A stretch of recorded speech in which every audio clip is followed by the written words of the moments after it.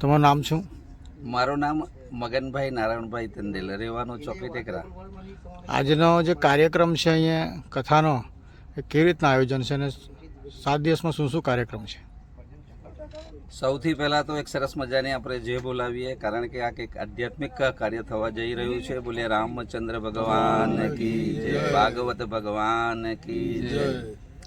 અમારા કોસંબા ગામમાં છેલ્લા 15 વર્ષથી એક શ્રીરામ રામજી મંદિર બની રહ્યું છે. એક નવું રામજી મંદિર એટલે કે નવું અયોધ્યા બની રહ્યું છે અને એનું 80% કામ જ્યારે પરિપૂર્ણ થયું છે અને એ તમામ મંદિરનો ખર્ચો અમારી જે મંદિરની આજુબાજુની જે જનતા છે એના દ્વારા થઈ રહ્યું છે. તો એવી જ રીતે કોસંબા માછીવાડમાં નીલકંઠ સ્ટ્રીટમાં રહેતા વિજયભાઈ અમરતભાઈ ટંડેલને એક એવો વિચાર આવ્યો કે અમે કંઈક સહભાગી બનીએ આ મંદિરમાં. તો એના મનમાં એવો વિચાર આવ્યો કે ભાગવત કથા આપણે બેસાડીએ અને એમાં જે કંઈ ફંડ આવે એ રામજી મંદિરને આપણે અર્પણ કરીએ. એવો એક સારા વિચાર એમને એમના ફેન્સ વર્તુળમાં, એના મિત્ર વર્તુળમાં એણે મૂક્યો અને સરસ રીતે એમના મિત્રોએ સ્વીકારી લીધો અને જગ્યા પણ એવી પસંદ કરી. ગંગાનું બીજું નામ આપણે ગણવા જઈએ તો ઓર એક ગંગા, એટલે ઔરંગા નદીના કિનારે. ઔરંગા એટલે ઓર એક ગંગા, એ ઔરંગા નદીના કિનારે સરસ મજાનું વાતાવરણમાં અને હરિદ્વારમાં આપણે કથા કરી રહ્યા હોય એવું વાતાવરણમાં અમે કથા અહીંયા ઊભી કરી છે. ભાગવત કથા કરાવી રહ્યા છે. સમગ્ર પિતૃઓના મોક્ષાર્થે અમે કથા કરાવી રહ્યા છે.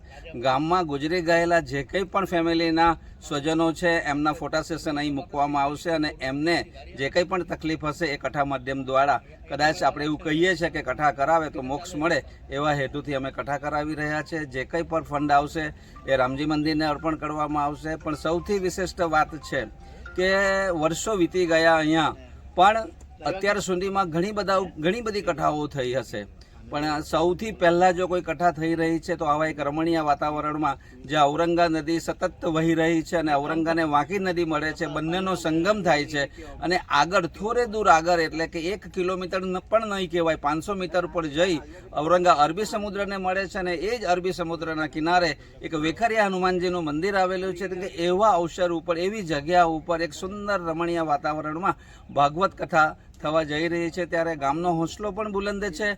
ઘણી સંખ્યામાં અહીંયા હરિભક્તો આવશે અને આ કથાનું વિશિષ્ટ એ છે કે સમગ્ર કથા દરમિયાન બંધારાનું પણ આયોજન કરવામાં આવેલું છે અને કથાના મુખ્ય વક્તા યુવાન છે, નવું લોહી છે, એટલે એનો પણ થનગનાટ છે. તો ભાગવતભાઈ જાની વલસાડવાળા, એમના તરફથી કથા શ્રવણ કરવાનો લાભ મળશે.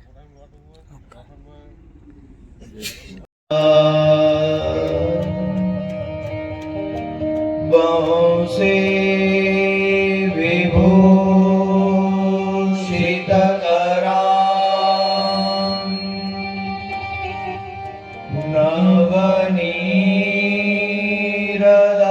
નવનીરદાભાં પીતાંબરા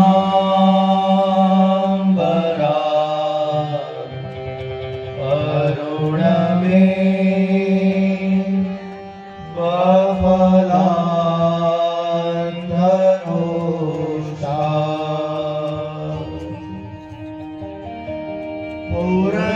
પૂર્ણેન્દુ સુંદર મુખાન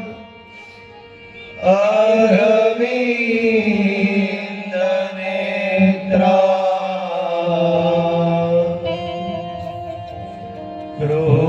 કૃષ્ણાત પરમ કિમપિતા ત્વમહં ન જાને. કૃષ્ણ ત્વદીય પદપં કજપંજરાંતે